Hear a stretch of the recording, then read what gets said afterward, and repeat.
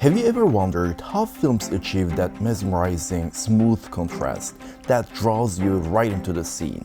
Today I'm going to reveal the secrets behind crafting that Hollywood-style cinematic contrast. We'll be using the curve tool to refine the shadows and highlights, ensuring every frame is rich with detail yet beautifully balanced. So, let's dive in.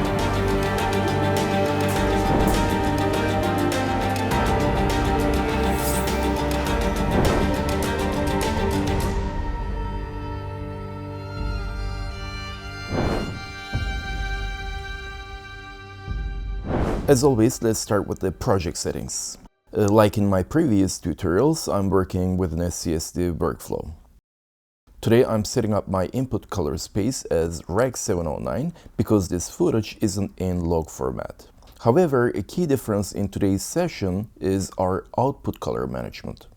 Instead of using a standard CSD node for output, I'm using the 2499 DRT. Display rendering transform developed by Juan Pablo, which takes us from DaVinci intermediate color space back to Rec 709, just like a CSD, but adds a unique touch to our final look. For those who prefer the traditional approach, feel free to use a CSD node here, as we've discussed in other tutorials. Now, before we dive into crafting cinematic contrast, let's first establish our film look.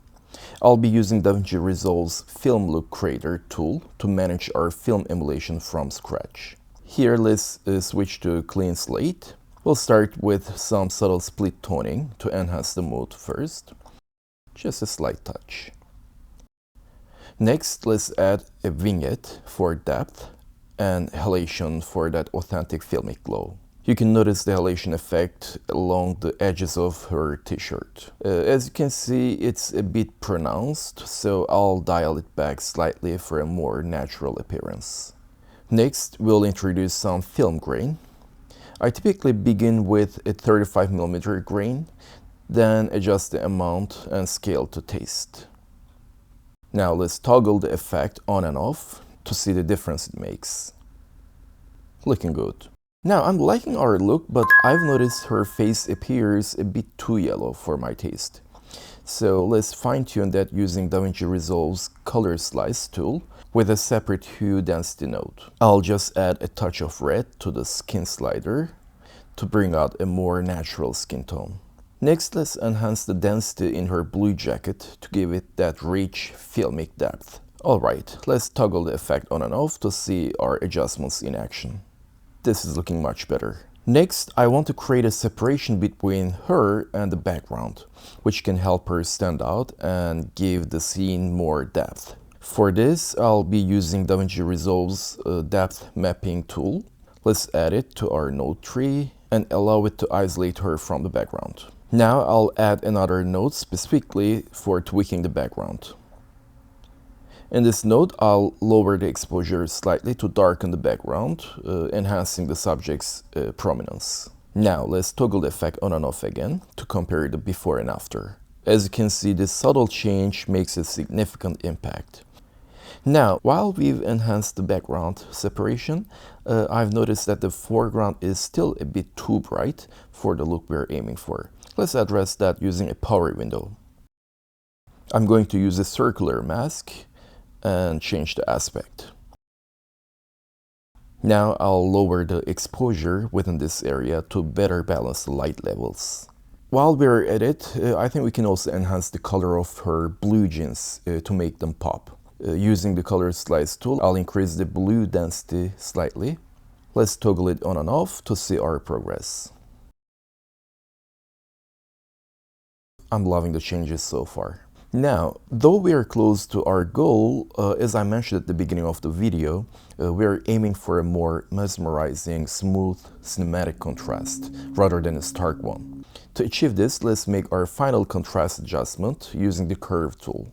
Here we will first add the editable splines. I recommend starting from the bottom part, the blacks, as they are much more important than our highlights. Let's first bring up our black level a little bit. This will help reveal more detail in the shadows. Then, using the spline, we will finally tweak the darker contrasts, ensuring that our shadows blend smoothly without losing their depth.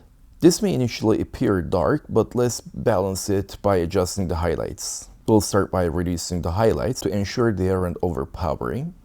Next, we'll fine-tune using the spline tool again to subtly bring them back, enhancing the image without losing detail. There you have it. Let's toggle it on and off again to view the before and after. I think this definitely results in a much more pleasing and cinematic look compared to our starting point. And as a final touch, let's revisit our film look node. Here we can add a bit of fade to soften the image more. And maybe we can tweak the tint to our liking. And let's introduce a mild bleach bypass effect for that classic film look. And there it is, a smoothly contrasted image achieved using only DaVinci Resolve's built-in tools. I hope you find this tutorial helpful and are inspired to experiment with these techniques in your own projects. And as always, if you enjoyed this tutorial and learned something new, don't forget to hit that like button and subscribe for more. Also, feel free to share your thoughts and any requests for future tutorials in the comments below. Thanks for watching, and I'll see you in the next video.